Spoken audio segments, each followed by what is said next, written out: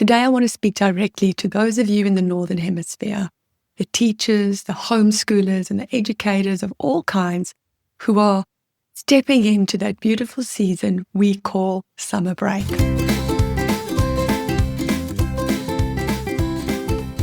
Hello and welcome to Blooming Curious, the podcast dedicated to reimagining early childhood education through the power of curiosity.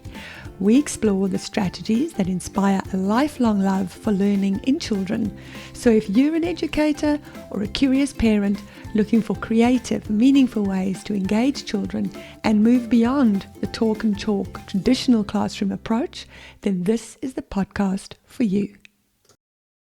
Hello and welcome back to Blooming Curious, the podcast for educators and parents who believe in sparking curiosity, embracing wonder, and preparing children for a future that values human connection as much as knowledge.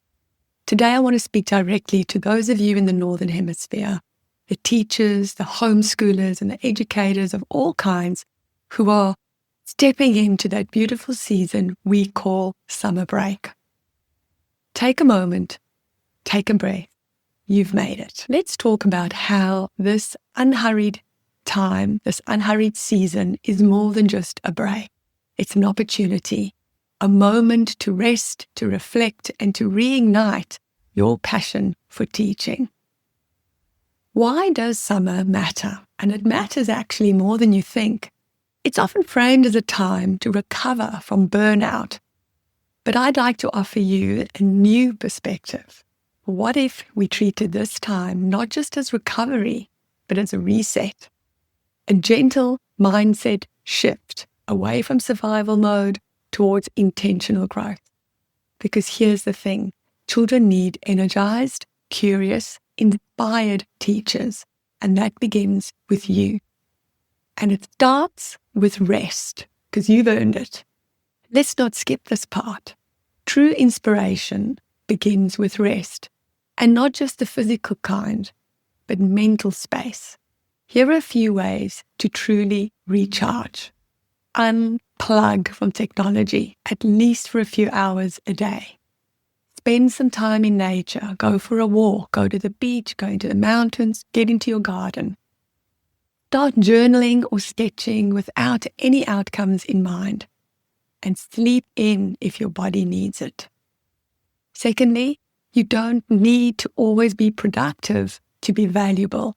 You are already valuable because you care and you show up. So once you've taken that deep breath, it's the perfect time for a little reflection. Here are a few ways that you can get that reflection going. Start journaling, and here are some prompts that can help you get started. What moments lit me up this year? When did I feel most like myself in the classroom? What do I want to feel more of next year? What am I curious to try that I've never done before? This isn't about fixing anything. It's just about being curious.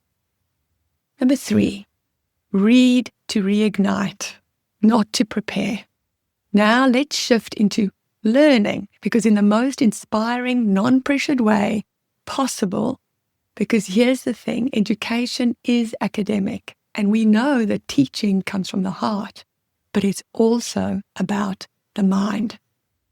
The world our children are growing into will require skills like creativity, empathy, resilience, and collaboration, not just screen fluency. And ironically, that means they need more hands-on learning, more play, more inquiry, more projects, not more apps. So if you're ready to be inspired, here are some book recommendations to curl up with this summer for hands-on, human-centered educators like you. One is The Art of Inquiry, Questioning Strategies for the K-6 Classroom, and it's by Nancy Lee Cecil. And it's a brilliant guide to create classrooms where curiosity leads the way. The next one is Project-Based Teaching, How to Create Rigorous and Engaging Learning Experiences by Susie Boss and John Lama. It's a practical and inspiring book, perfect for integrating project-based learning into any setting. The next one is Let the Children Play by Passy Sahlberg and William Doyle. It's a global look at how play-based, inquiry-rich learning prepares kids for the future. Not to be missed. The next one of my favorites, is The Anxious Generation by Jonathan Haidt. It's a powerful reminder of why children need real-world connection and not more tech, and how we can build that into our daily lives. Inspiring Inquiry-Based Learning by Kathy Short is rooted in real classroom examples, and it shows how to use literature and student voice to fuel deep learning. And of course, we can't leave out Trevor Mackenzie's books, The Inquiry Mindset Elementary Edition and The Inquiry Mindset Questions. Now, once you've read, the next thing to do is to prepare for a human future without the guilt. We don't need to race to the next trend or the next tech tool. Instead, let's ask, how can I invite more wonder into my classroom next year? What structures can I remove to give students more agency? All the skills for the future. How can I trust that meaningful learning happens beyond a worksheet? Children will thrive in a digital future when they've practiced these things.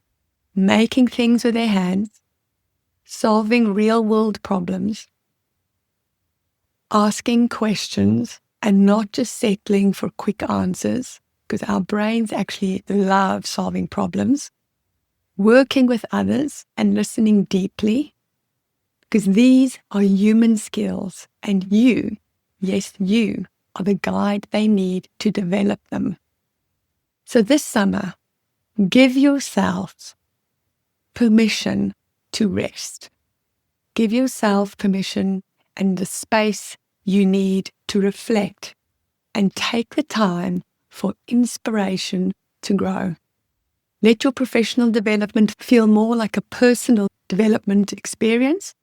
And if you do pick up a book or try a new idea, I'd love to hear from you. So just tag me on social media at Blooming Curious and share what you're exploring. I'd love to know.